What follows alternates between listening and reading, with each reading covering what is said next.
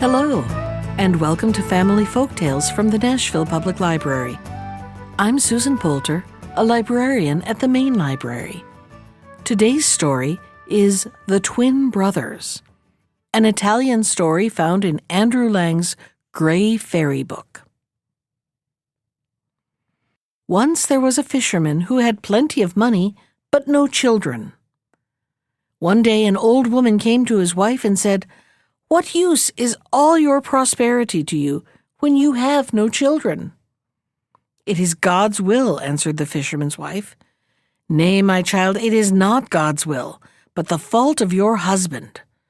For if he would but catch the little goldfish, you would surely have children.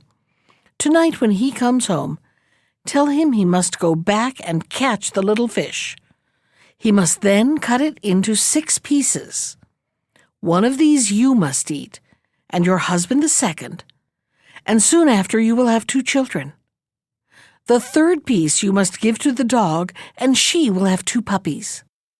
The 4th piece give to the mare, and she will have 2 foals.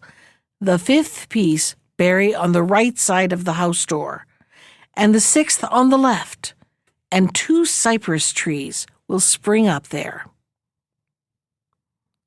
When the fisherman came home at evening, his wife told him all that the old woman had advised, and he promised to bring home the little goldfish. Next morning, therefore, he went very early to the water and caught the little fish. Then they did as the old woman had ordered, and in due time the fisherman's wife had 2 sons, so like each other that no one could tell the difference. The dog had 2 puppies exactly alike, the mare had 2 foals, and on each side of the front door there sprang up 2 cypress trees precisely similar. When the boys were grown up, they were not content to remain at home though they had wealth in plenty, but they wished to go out into the world and make a name for themselves. Their father would not allow them both to go at once, as they were the only children he had. He said, "First one shall travel, and when he is come back, then the other may go." So the one took his horse and his dog and went, saying to his brother, "So long as the cypress trees are green, that is a sign that I am alive and well. But if one begins to wither, then make haste and come to me." So he went forth into the world. One day he stopped at the house of an old woman, and as at evening he sat before the door, he perceived in front of him a castle standing on a hill. He asked the old woman to whom it belonged, and her answer was, "My son, it is the castle of the fairest in the land. And I am come here to woo her." "That, my son, many have sought to do, and have lost their lives in the attempt, for she has cut off their heads and stuck them on the post you see standing there. And the same she will do to me, or else I shall be victor, for tomorrow I go there to court her." Then he took his zither and played upon it so beautifully that no one in all that land had ever heard the like, and the princess herself came to the window to listen. The next morning the fairest in the land sent for the old woman and asked her, "Who is it that lives with you and plays the zither so well?" "It is a stranger, princess, who arrived yesterday evening," answered the old woman. And the princess then commanded that the stranger should be brought to her.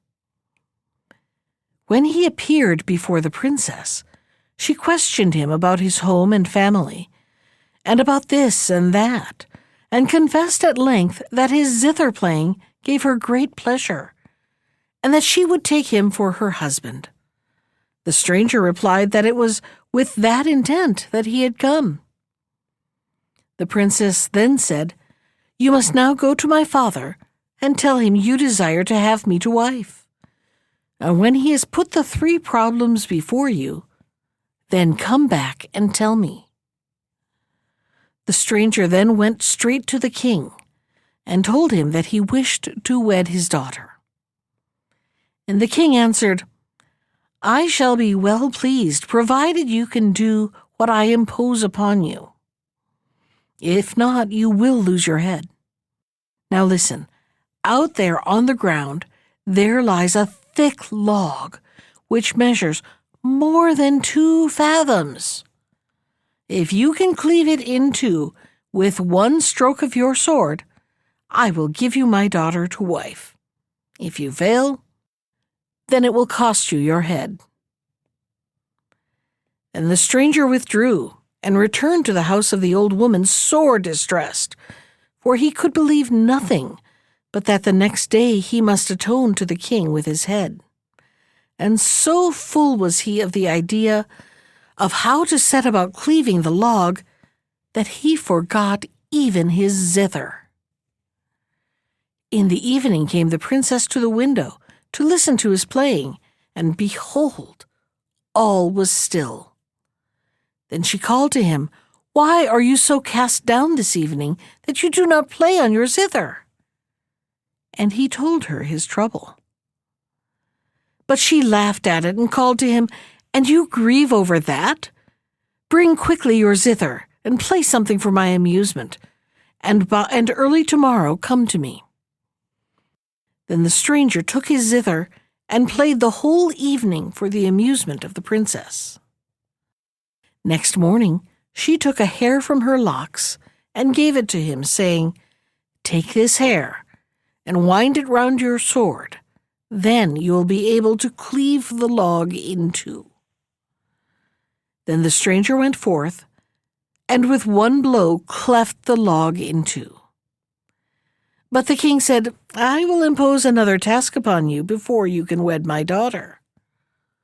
Speak on, said the stranger. Listen then, answered the king. You must mount a horse and ride 3 miles at a full gallop, holding in each hand a goblet full of water.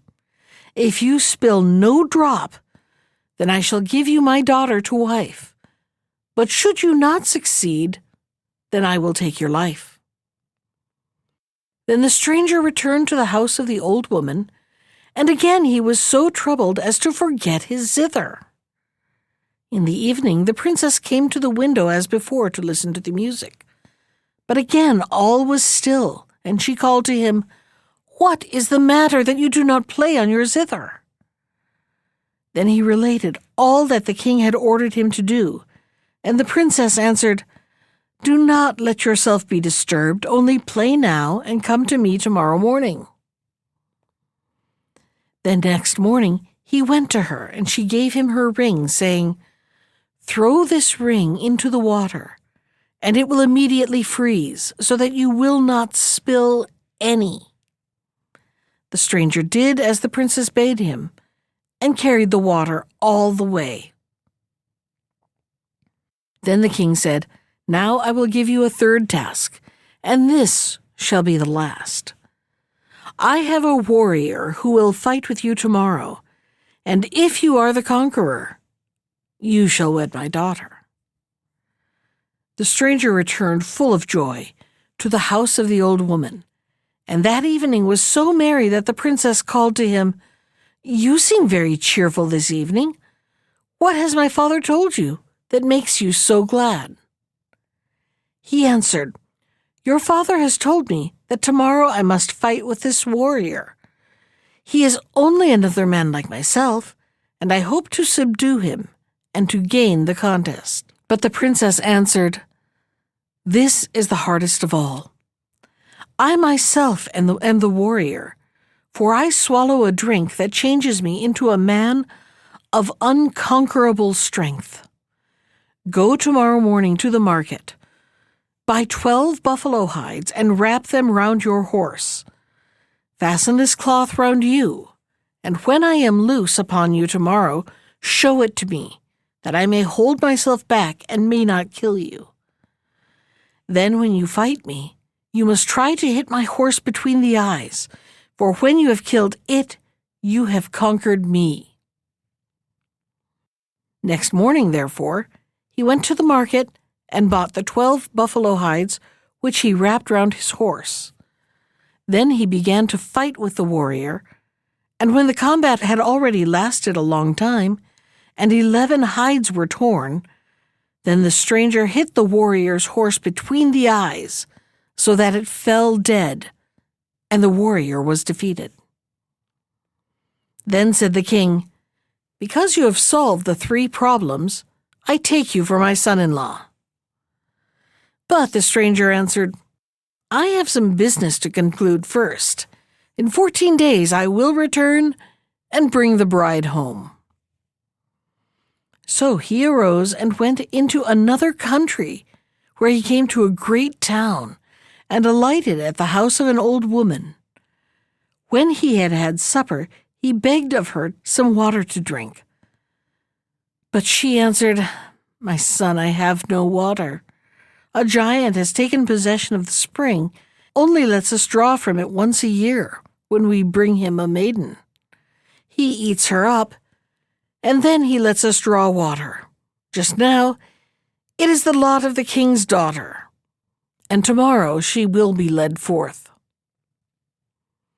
The next day, accordingly, the princess was led forth to the spring, and bound there with a golden chain. After that, all the people went away, and she was left alone.